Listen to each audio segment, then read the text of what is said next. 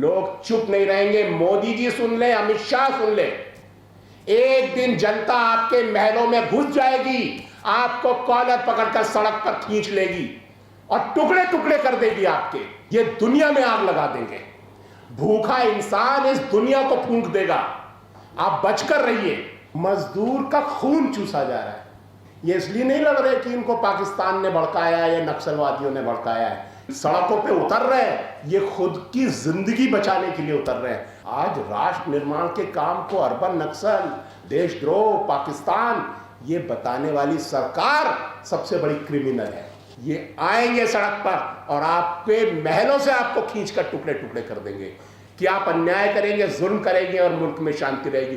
हो ही नहीं सकता। ये भूखा मजदूर दुनिया में आग लगा देगा कि जो लोग अन्याय के खिलाफ लड़ रहे हैं उनको आतंकवादी कहा जा रहा है, उनको देशद्रोही कहा जा रहा है। आज भारत में अगर नौजवान फिलिस्तीन की आज़ादी के लिए कोई पोस्ट डालते हैं तो उनको देशद्रोही कहा जाता है। आज मजदूर जो 8 घंटे की शिफ्ट की, डिकेड्स की, उनकी कई दशकों की लड़ाई के बाद उन्होंने ये हक हासिल किया था कि हमसे 8 घंटे से ज़्यादा काम नहीं लिया जा सकता। आज आप किसी भी इंडस्ट्रियल कॉम्प्लेक्स में चले जाइए, किसी भी फैक्ट्री में चले जाइए, ऑफिस में चले जाइए, 12-12 घंटे काम लिया जा रहा है और मिनिमम वेजेस खत्म है, लेबर लॉस खत्म है। कोई लेबर ऑफिसर नहीं जा रहा है देखने की मिनिमम वेजेस दे रहे हो कि नहीं। हफ्ते की छुट्टी खत्म कर दी गई है।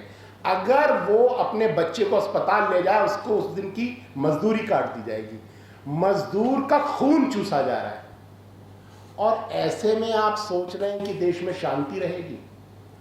अगर जुल्म के रहते हुए शांति है तो वो सबसे बड़ा पाप है, सबसे बड़ा अपराध है।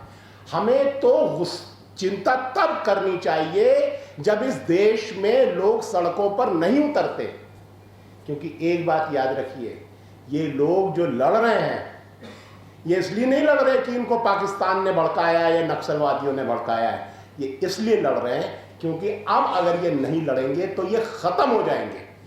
ये इनके अस्तित्व की लड़ाई है। 10-11 हज़ार रुपए में आप कितने साल जिंदा रह लेंगे?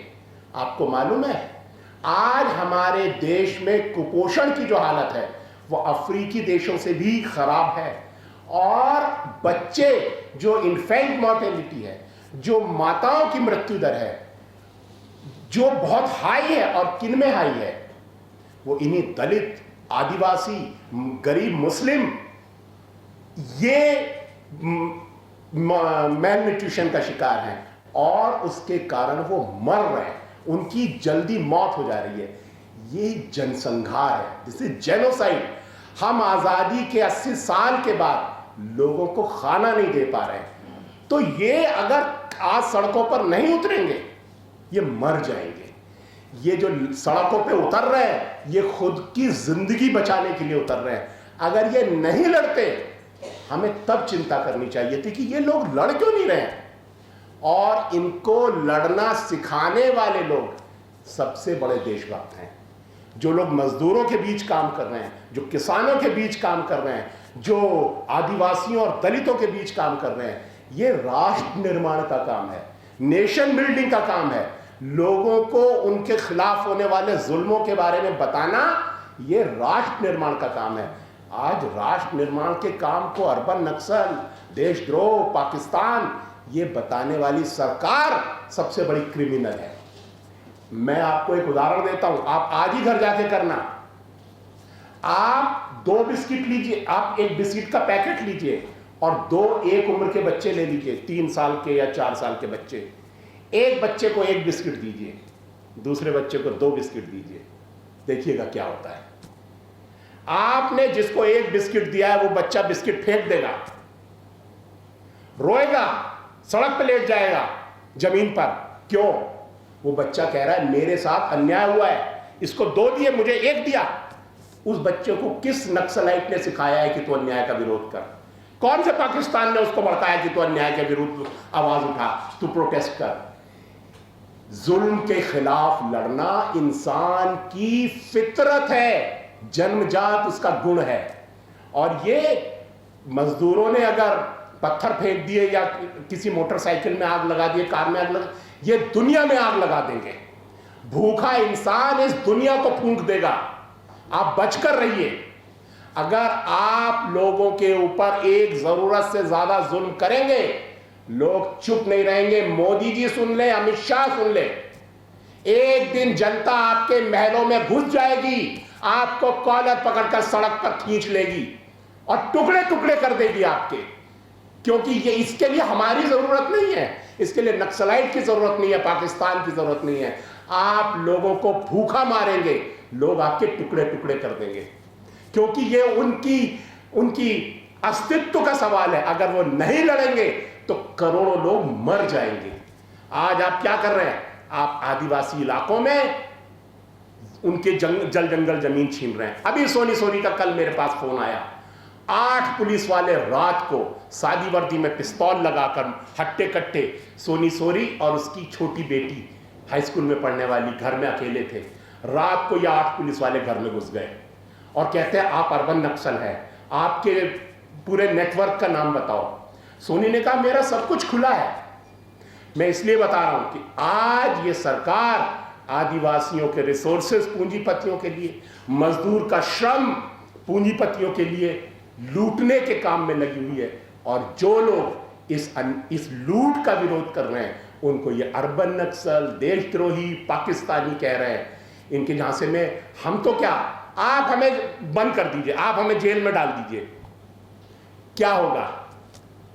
कभी मजदूर सड़क पर नहीं आएगा, आदिवासी सड़क पर नहीं आएगा, किसान सड़क पर नहीं आएगा, दलित सड़क पर नहीं आएगा, छात्र नहीं आएगा, बेरोजगार नौजवान नहीं आएगा।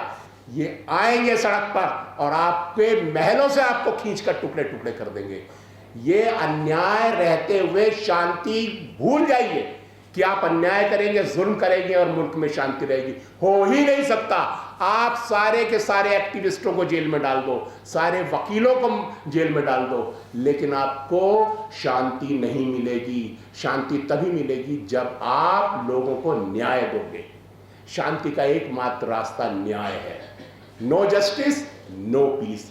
आप मजदूरों का दमन करोगे, शोषण करोगे, उनको पूरी मजदूरी नहीं देंगे, आपको इतनी तो क्या, इससे ज्यादा अशांति झेलनी पड़ेगी। ये भूखा मजदूर दुनिया में आग लगा देगा। नोएडा तो बहुत छोटी चीज है। तो सरकार को यह समझ लेना चाहिए कि अगर अन्याय करेंगे तो शांति नहीं होने वाली।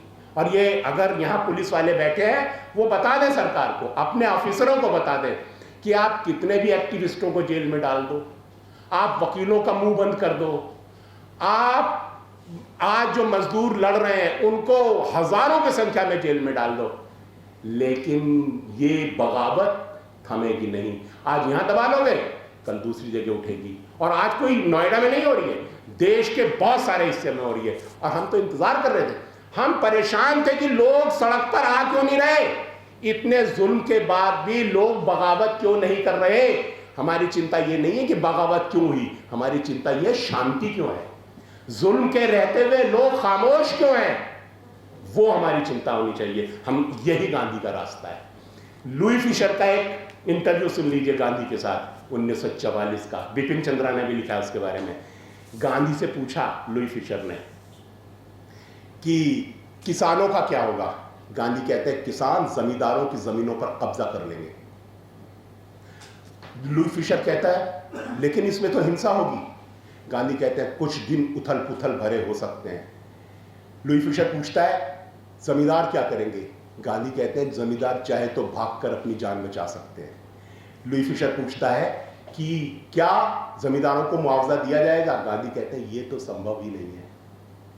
क्या कह रहे हैं गांधी, किसान घुस जाएगा जमींदारों के महलों में और छीन लेगा जमीनें उनसे, ये गांधी कह रहे हैं। तो हमें गांधी को समझने की जरूरत है। और इस देश के जितने भी आज़ादी के दीवाने, चाहे भगत सिंह हैं, अंबेडकर साहब हैं, जिन्होंने भी हमें, हमारे जो आदर्श हैं, वो यही कहते हैं कि अगर शांति चाहिए तो अन्याय दूर करो। और कोई भी देश अन्याय की बुनियाद पर ना चल सकता है, ना आगे बढ़ सकता है, ना बचा रह सकता है। अगर किसी मुल्क की बुनियाद में अन्याय है तो वो मुल्क बर्बाद हो जाएगा। इसलिए लोग अगर न्याय के लिए लड़ रहे हैं, ये बहुत अच्छा लक्षण है। मजदूर लड़ रहा है, हमें बहुत खुशी है, और ये लड़ाई बढ़नी चाहिए। मजदूरों की अपनी अधिकारों की लड़ाई फैलनी चाहिए, हम उसके हक में हैं।